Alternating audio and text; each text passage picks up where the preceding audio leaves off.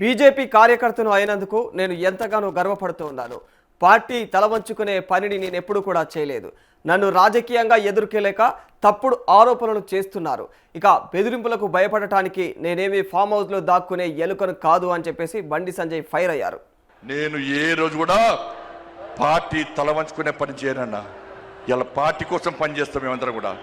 ప్రతి భారతీయ జనతా పార్టీ కార్యకర్త జై శ్రీరామ్, భారత్ మాతాకి జై అని నేను భారతీయ జనతా పార్టీ కార్యకర్తనని చెప్పి తలెత్తుకొని సగర్వంగా తలెత్తుకునే విధంగా పనిచేస్తుంది తప్ప పార్టీకి తల వంచే పని చేయనన్నా.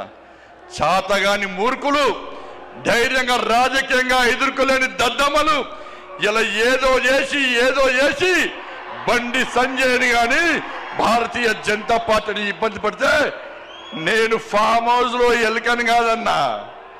ఫామ్ హౌస్ లో ఎలుకని కాదన్నా. నేను నా అయ్య పేరు చెప్పి రాజకీయాలు రాలేదన్నా. నా తాత పేరు చెప్పి రాజకీయాలు రాలేదన్నా.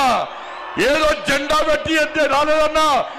నేను కాశాపు జెండాను, కమలపు జెండాను భుజం మీద మోసుకొని సామాన్య కార్యకర్తగా నాకు రాజకీయం ప్రారంభించి ఒక రాష్ట్రీయ స్వయం సేవక, ఒక ఏబీవీపీ కార్యకర్తగా, ఒక యువమోర్చా కార్యకర్తగా, ఒక నరేంద్ర మోడీ శిష్యునిగా భారతీయ జనతా పార్టీ కార్యకర్తగా పనిచేస్తున్నప్ప సగర్వంగా భారతీయ జనతా పార్టీ కార్యకర్తని తలెత్తుకొని తిరిగి పనిచేస్తున్నప్ప తల వంచే పని చెయ్యన్నా. నన్ను నమ్మండి అన్నా. తప్పుడు ప్రచారం నమ్మకండి అన్నా.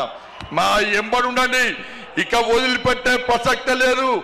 ఈ రోజు నుంచే మోడీ గారు ఈ రోజు వచ్చిపోయిన తర్వాత ఈ రోజు నుంచే తెలంగాణ రాష్ట్రంలో ధర్మం, తెలంగాణ అభివృద్ధి, ధర్మం ఆధారితంగా తెలంగాణ రాష్ట్రాన్ని అభివృద్ధి చేయాలంటే జై శ్రీరామ్, జై తెలంగాణ, జై శ్రీరామ్, జై శ్రీరామ్.